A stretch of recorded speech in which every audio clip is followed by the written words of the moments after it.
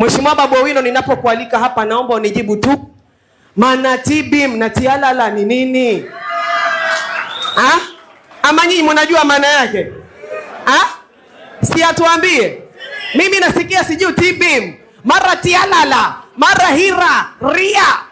Were, haya.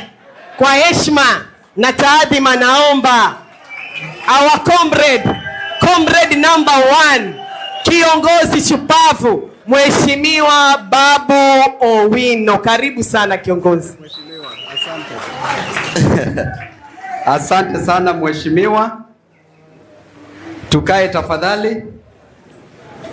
Asanteni sana. God is good and all the time.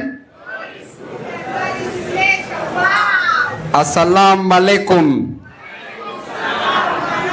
Comrades Ria, comrades Ra, comrades Tibim, comrades Tialala, warembo wa mama mwe.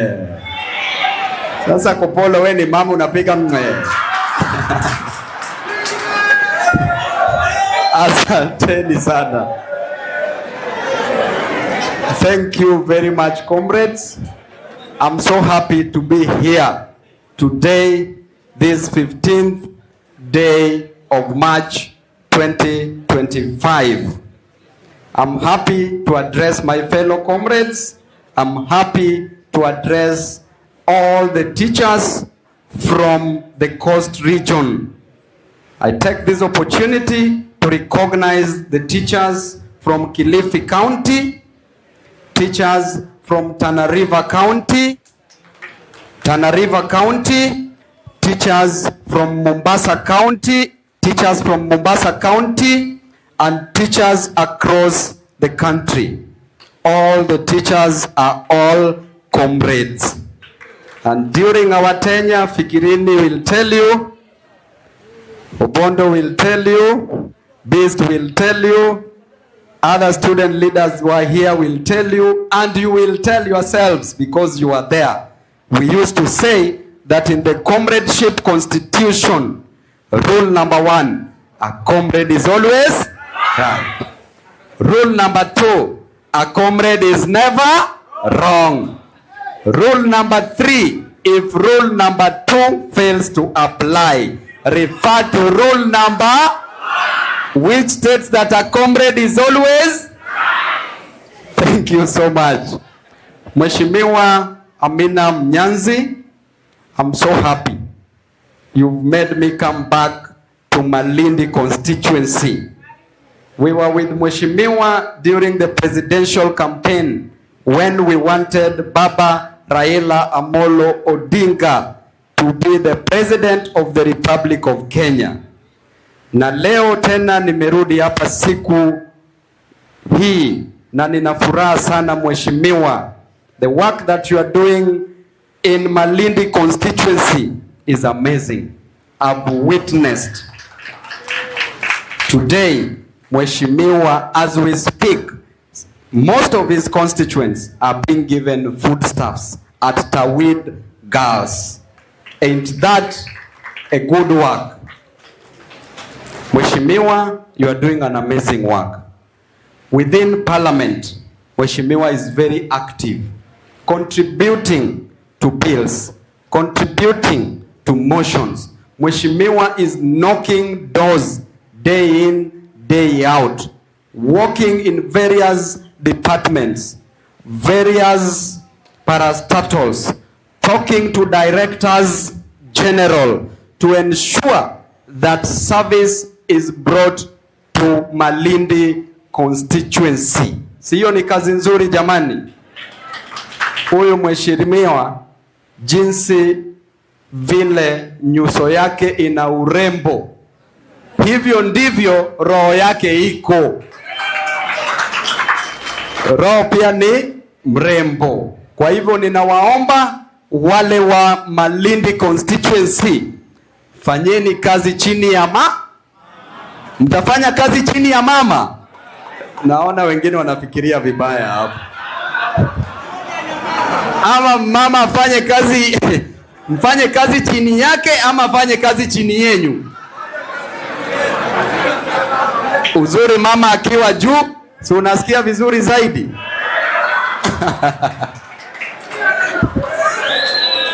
Sasa mheshimiwa, watu wako wanasikia vizuri juu wanafanya kazi chini yako na unafanya kazi juu yao. Asante sana. Comrade Fikirini. This comrade ameona mengi sana. Fikirini, najua Mwenyezi Mungu ana mpango na wewe hapa mbele. Najua kutoka Masai Mara University, when Comrade Fikirini was expelled, I was the first person that he called. Nikamwambia, comrade, some of these older guys might not understand what we are fighting for. And the Vice Chancellor, after we talked with him, he refused that comrade had to be expelled. But that was not the end of the journey. You remember the story of Joseph in the Bible? When Joseph was sold by his brothers, after dreaming that he would lead over his brothers. But where he was being sold, that is where Joseph was going to fulfill his dreams. But on the day that he was being sold, he knew that the world had ended. But comrade, I know that hapa mbele Allah, Mwenyezi Mungu atafungua njia. To the current student leaders, the work that you are doing in the coastal region is so great.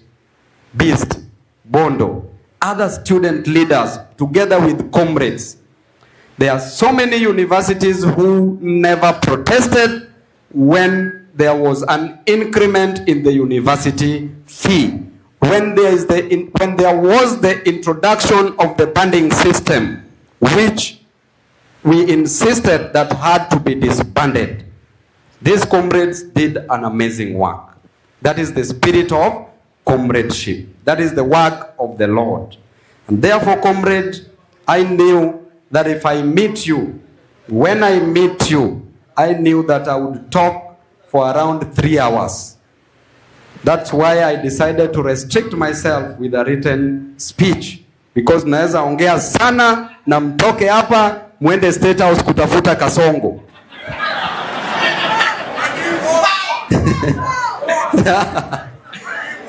Madimples.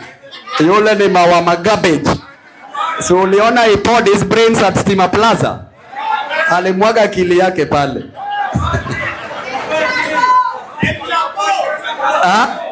El Chapo. Mambo iko mengi.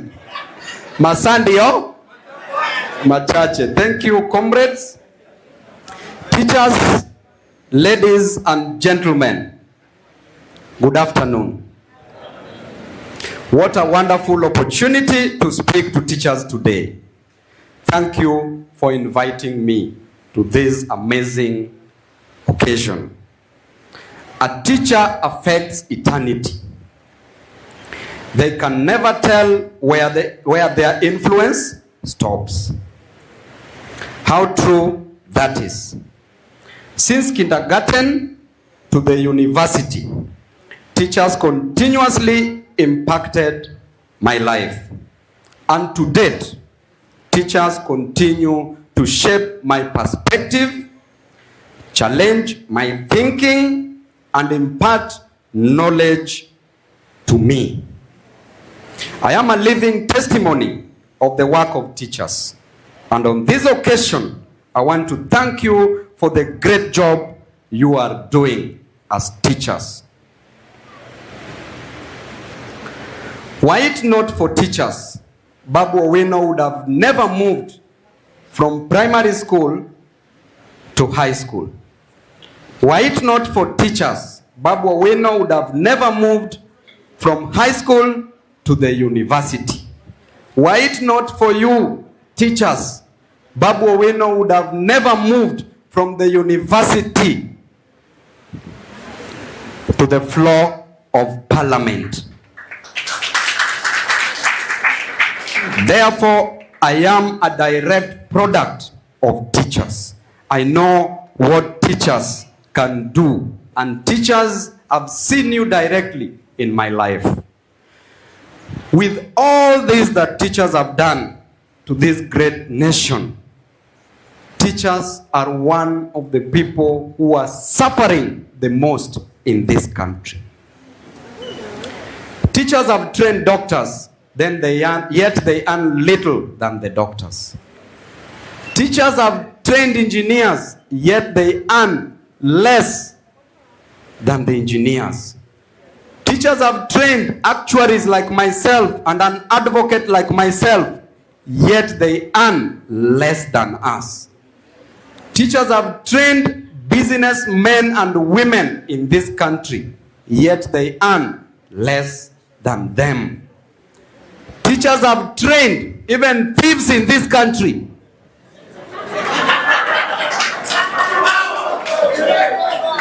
Yet they earn less than them.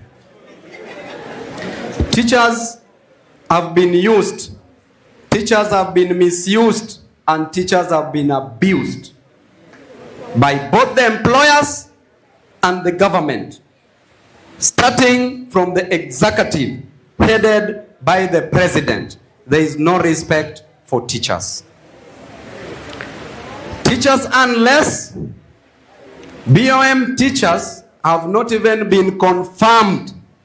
They are just employed by the board of management. Thousands of teachers in this country have not been employed. Up to date, teachers who graduated 15 years ago, 10 years ago, 5 years ago, 1 year ago, have not been employed. Teachers are soon retiring before getting employment. Yet, we have an independent body that should be employing teachers annually. Teachers play a critical role in the lives of Kenyans. You are parents to the children that we sire. You spend time from 8 a.m. all the way to 6 p.m. in schools, babysitting our children, bringing up our children. Yet you are still not being given the respect that you deserve. So much disrespect to our teachers. Therefore, there are many things that teachers do. Allow me to share 3 with you today. 1, a teacher can make you or break you. I want to share a story when I was at Kisumu Boys High School. And during that period, thanks to Mr. Ondeko, who was my mathematics teacher, he used to give me an opportunity to teach maths. He was my teacher from Form 1 to Form 4. He gave me an opportunity because he believed in me, made me have passion in education, in mathematics, and taught my classmates from Form 1 to Form 4. Na kama wananiona, wananisikiza, try to dispute that, nitasema results zako venye likuwa. Teachers made me be motivated because they believed in me and they believed that I would be someone in life. My chemistry teacher, Mr. Milungu, believed in me so much. That's why I'm here, where I am today, and also taught my classmates chemistry.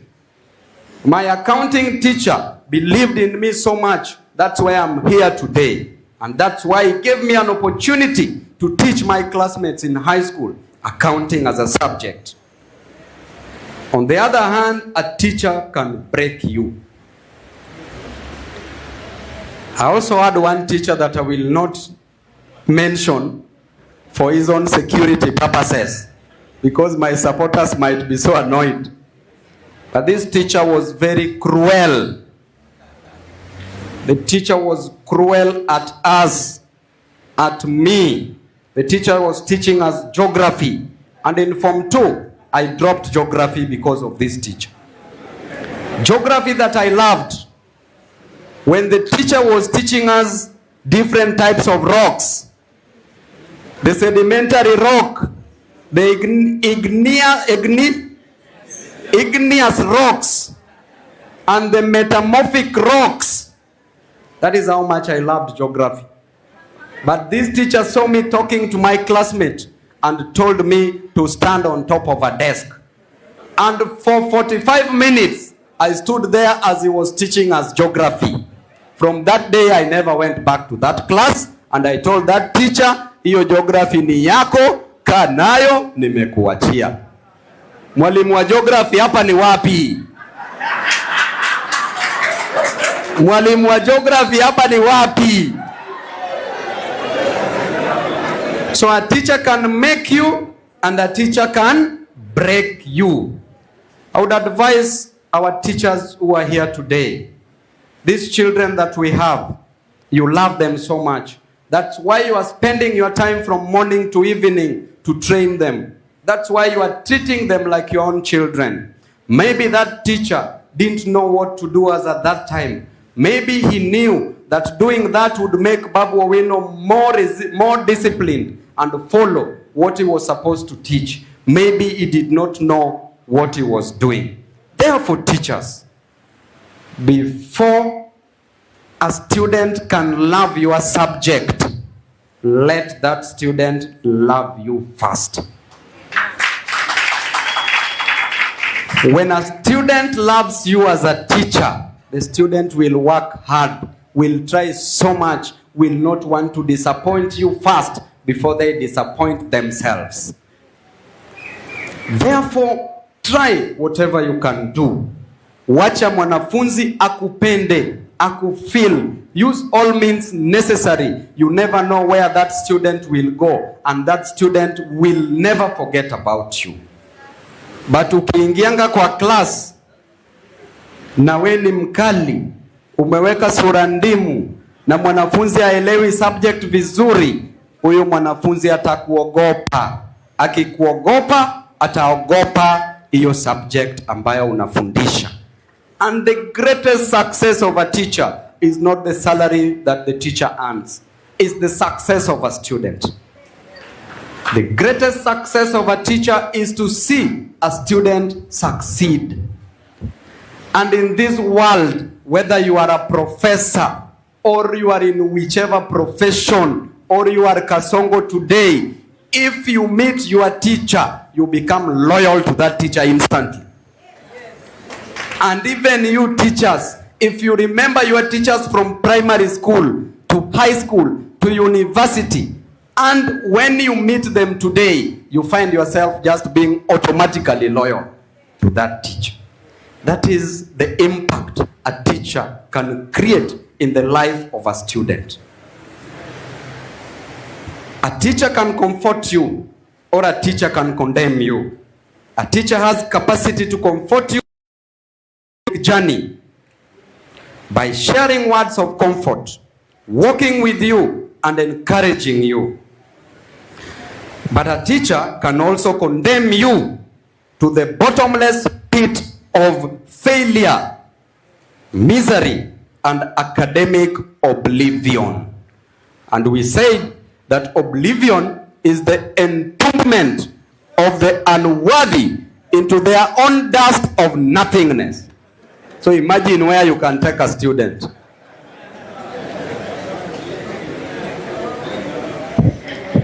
A teacher can see the future from the present. And when they do, they can shape, they can empower, and they can uplift an individual to higher potential. Ladies and gentlemen, the task of the modern educator is not to cut down jungles, but to irrigate deserts. And when deserts are educated, the soil of the mind become fertile and ready to produce 30-fold, produce 50-fold, and produce 100-fold. We must see potential in every child to change, innovate, and invent, because the power of education is change. Not confused innovation of a machine that can make 1 million chapatis. No. But capacity to grow and change the environment, nation, and the world. Imagine teachers, a governor asking the president to give him a machine to print chapatis, and a president responding in his wisdom or lack of the same by saying that I will give you a machine to print 1 million chapatis in a day. Huyo ni L. Huyo ni L. Najua mimi nataki kuangalia huku, but najua roho yako inasema nini. Uko na hawa wananchi. Ladies and gentlemen, education is the only thing that cannot be stolen from you. Education is the greatest equalizer, and today we can attest to that reality. That is why you are seated there and I am standing here and we are here together.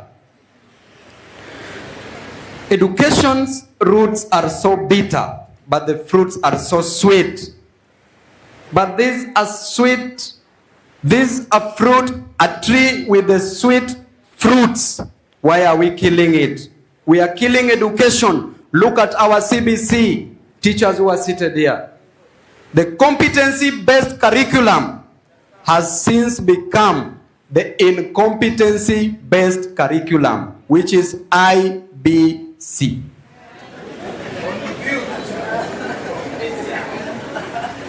The CBC has failed, if you ask me. No proper infrastructure for CBC. We are using our children as control experiments. One teacher at the junior secondary school is teaching 5 to 9 learning areas, subjects, while the teachers who are seated here will tell you today that they went to the university to only learn how to teach 2 learning areas, 2 subjects. That is poor leadership, poor management. The teachers who are seated here, what time do they prepare to teach the students the following day? If they are supposed to handle 5 learning areas, you need at least 5 hours in a day. You leave your house in the morning at 8 a.m., go back at 6 p.m. You are in a matatu, you reach at home because of traffic jam at 7 p.m. You have family to take care of at home. Then you also need 5 hours to prepare for 5 learning areas, for 5 subjects, so that you teach the following day. Is it possible? Bwana pia ako hapo anataka.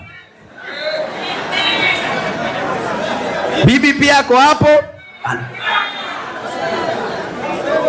Jameni, why are we destroying education? I appeal to the President of the Republic of Kenya, the President who is a product of education, William Samoei Ruto. Were it not for education, you would have never been a President of the Republic of Kenya. Were it not for education, you would have never come to Nairobi. You would have never gone to Nairobi, to the University of Nairobi. Were it not for education, you would have never met the former President, Moi.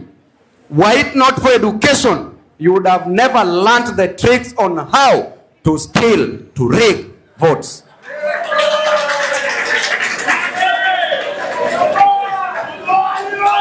Therefore, respect education.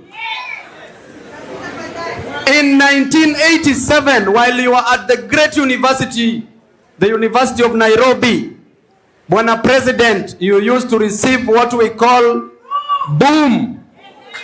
Boom was like a grant. You were given an opportunity to study for free at the university. Right now, you have introduced a new funding model. We come to the university, we come back to the CBC, no proper infrastructure, no enough classrooms, no enough laboratories. The ratio of teacher-student in this country presently is so wanting. This is conduct unbecoming of the leadership of this nation. Both a professional misconduct and unprofessional conduct of the President of the Republic of Kenya. Why? Because during your time as comrades, the ratio of teacher-student used to be 1:40 or 1:45. Now the ratio of teacher-student is 1:90 or 1:120 in other densely populated areas. How will a teacher impact the life of this student? It is so desirable, but not practical. If you come to the university level, you introduce a new funding model where you put students in different bands. You say that those who are rich shall pay more. But I'm reminded when I look at the law of succession, when I look at the law in this country, that the moment you attain the age of majority, you cease being the responsibility of your parent. True or false?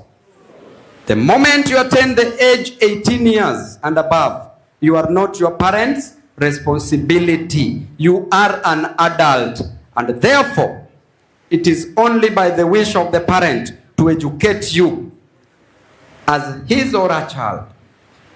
Therefore, any student attaining the age of 18 years has never been employed. Therefore, has no money. Therefore, you cannot discriminate on this student based on money matters. It is only through the law of succession that a student can be rich. Only if your parent was rich. Only if you succeeded to inherit, to get some property from your parent. But how many are there in this country for you to pay your fees? For those of us who inherited a bicycle and only our father's shirts, what will you do? Then you introduce the new funding model. And you tell us that me as the president, I studied for free. And you as a student, I want you to suffer. Je, hii ni ungwana? Walimu, hii ni ungwana? You who are seated here, teachers, you have children. Some are in universities. Some will join universities very soon. You are earning 17,000 Kenya shillings. You are earning less than 30,000 Kenya shillings. How will you educate your children in this nation? The new funding model, we are told that if you don't have money, education becomes a preserve of the rich. An opportunity that gave His Excellency the President to be where he is today. A parent has sold all the cows in the homestead. A parent has sold all the parcels of land that they have, if they have. Parents are doing odd jobs, selling mboga, washing clothes for people, selling changa like my own mother, just to get fees. A child is sent away for fees from high school, only for 9,000 for the scholars. But this parent has never and can never get that 9,000 to take this child to school. This parent has never touched 10,000 at once in a year. This child is sent for 9,000, stays at home for a whole year. Then you tell this parent that you have to pay 300,000 Kenya shillings. What are we doing?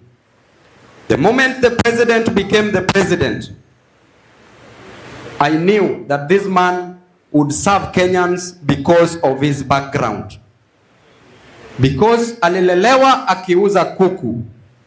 Alilelewa akiuza mayai. What happened, Mr. President? Where did you lose it? What is happening? Then you want Babu Owino to support you. Hata uchukue kamba uingize kwa shingo, haina shida. If you do the right thing, I will support you. Today, if you make education free from primary school to high school to university, tomorrow I will support you without telling me anything. Mr. President, you must change. There's a reason why God made you the President of the Republic of Kenya. So you must change. And when you are reminded that one day you will die by being put in the coffin, you don't need to kill those people. Everybody will die. Babu Owino here will die. The question is, after you have died to everybody, what will you be remembered for? Let us do the right thing, because it is the right thing that we are supposed to do as leaders. So we agree that if you do the right thing today, Mr. President, tomorrow I will be your first supporter and I will blog for you for free if you do the right thing. Kenyans are suffering. There is she and there is sha. Shisha. Kenyans have smoked it. There is no more lungs to hold the smoke, and Kenyans are getting cancer as a result of shisha. So therefore, Mr. President, we will tell you whether you like it or not.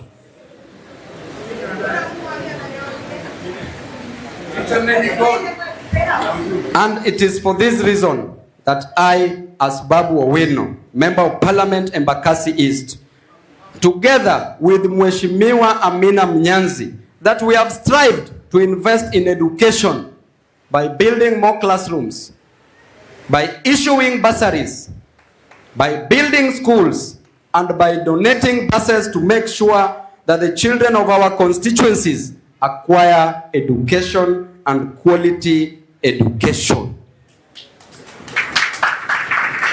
Ladies and gentlemen, you know that mediocre teachers tells. The good teachers explains. The superior teacher demonstrates. And the great teacher inspires. Let's go out there as great teachers and inspire this generation. Thank you and God bless you. Mungu awabariki. Ukiwa na swali uliza, nisitoke hapa na deni yako. On the issue of maths, I was just forgetting. Saizi tunaambiwa that mathematics is not a compulsory subject. Hata nyanya yangu ambaye ako 98 years old anajua kuhesabu pesa kwa sababu alienda akafanya hesabu. How do you make mathematics an optional subject if your intention is not bad? If your intention is to ensure that these Kenyans don't know where the money that you steal from our taxes goes to. Therefore, let us not behave like we are visitors. And lastly, to the CBC. CBC now is providing an opportunity for our children to grow physically, not mentally. It is the only institution where a student has dropped out of school, yet they are still school going. CBC has failed, and CBC should be done away with. It is a very good curriculum, but not in Kenya. Let it be practiced elsewhere. So walimu, asanteni sana, nisizidi kutoka hapo, wanaweza ni abduct pale airport, lakini ni sawa tu, hakuna shida. Asanteni.